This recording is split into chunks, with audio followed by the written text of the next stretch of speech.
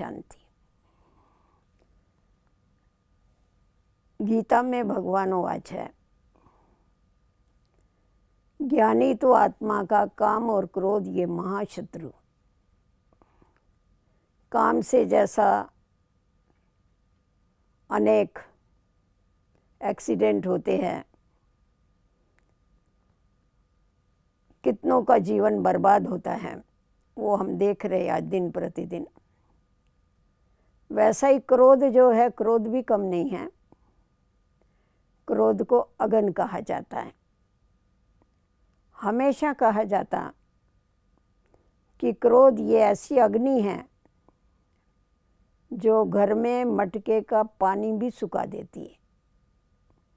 अभी घर के मटके का पानी सुखाती है, अर्थात हमारे जीवन की सुख शांति को सुखा देती है, अर्थात खलास कर देती है। तो जो क्रोधी व्यक्ति होता है वो सामने वाले को अपनी बात मनवाने के लिए क्रोध करता। वो समझता है कि मैं क्रोध करूँगा तो ये मेरी बात को मानेगा, इसीलिए क्रोधी व्यक्ति आपे से बाहर हो जाता है। अर्थात जो इसकी हैसियत है, वास्तव में देखा जावे तो हम जो आत्माएं हैं, हमें हमारा स्वधर्म ही शांत स्वरूप है। उसको भूल करके वो क्रोध की अगन में जलता है और खुद बताता है कि मेरा क्रोध के कारण जी जल रहा है, मेरे दिल में आग लगी पड़ी है। ये ऐसी आग है क्रोध की जो उस व्यक्ति को भी जलाती है, क्रोध करने वाले को, और सामने वालों को भी जलाती है, और घर के सुख शांति को भी जला देती। इससे अनेक नुकसान होते हैं। घर के परिवारों के परिवार खलास हो जाते, समाज में कितना नुकसान होता है, देशों में कितने लड़ाई झगड़े होते हैं, ये हम लोग देख रहे हैं।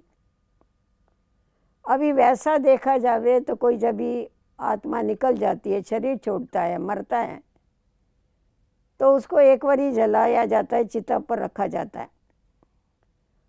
परंतु क्रोधी व्यक्ति जो है वो घड़ी घड़ी क्रोध की चिता पर खुद के दिल को जलाता रहता है और दुखी होता रहता है। अभी जो खुद दुखी होगा वो जरूर क्या करेगा, दूसरे को भी दुखी करेगा ना। और फिर क्या बोलता है, मैंने उसको बहुत अच्छा मज़ा चखा दिया, मैंने उसका दिमाग ठिकाने के ऊपर लगा दिया।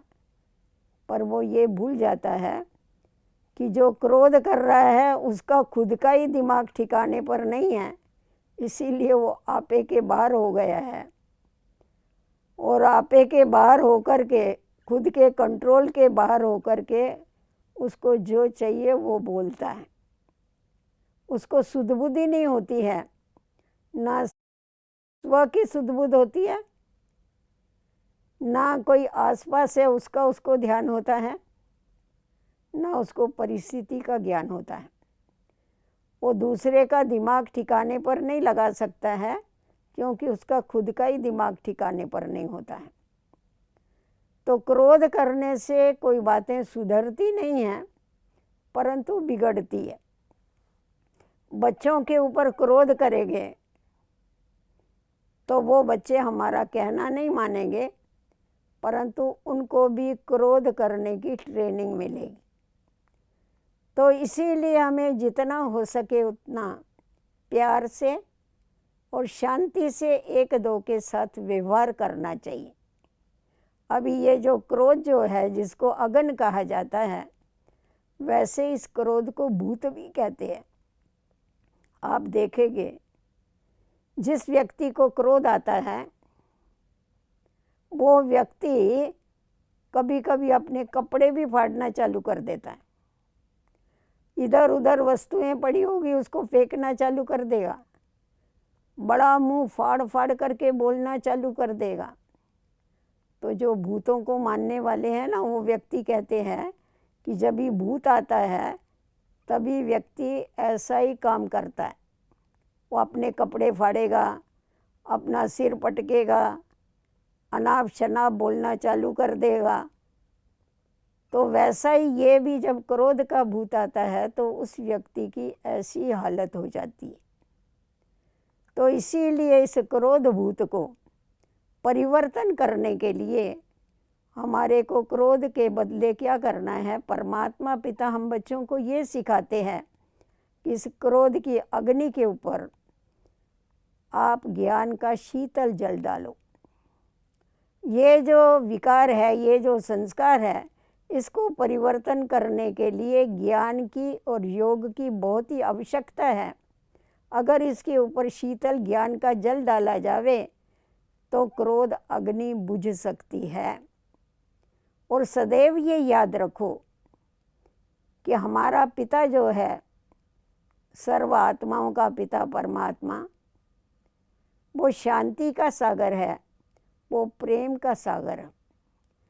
तो परमात्मा पिता हम बच्चों को यही कहते हैं कि बच्चे क्रोध की अग्नि को बुझा करके प्रेम की गंगा बहा दो, प्रेम की ज्योति जगा दो। गायन करते हैं ना, ज्योत से ज्योत जगा के चलो। तो कौन सी ज्योत जगाओ? प्रेम की ज्योत जगाओ।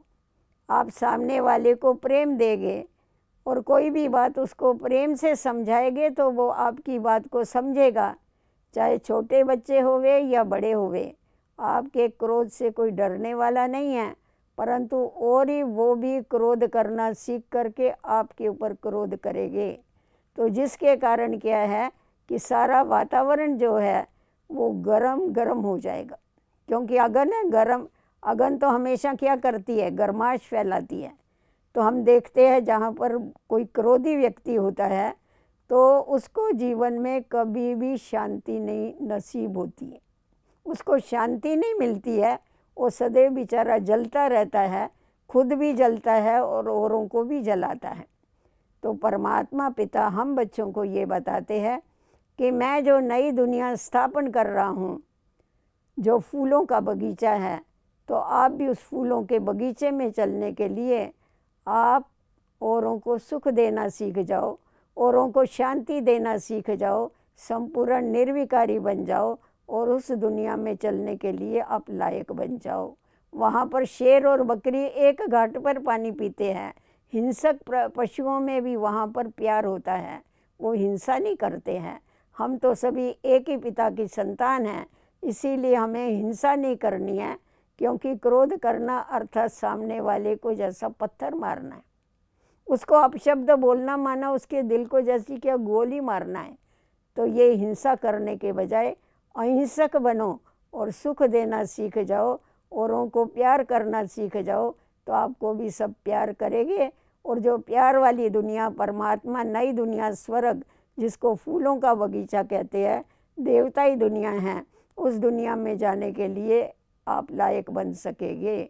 परमात्मा को आप क्रोध का दान दे दो। परमात्मा कहता है जो क्रोध का दान नहीं करता है वही वास्तव में नादान है, बेसमझ है।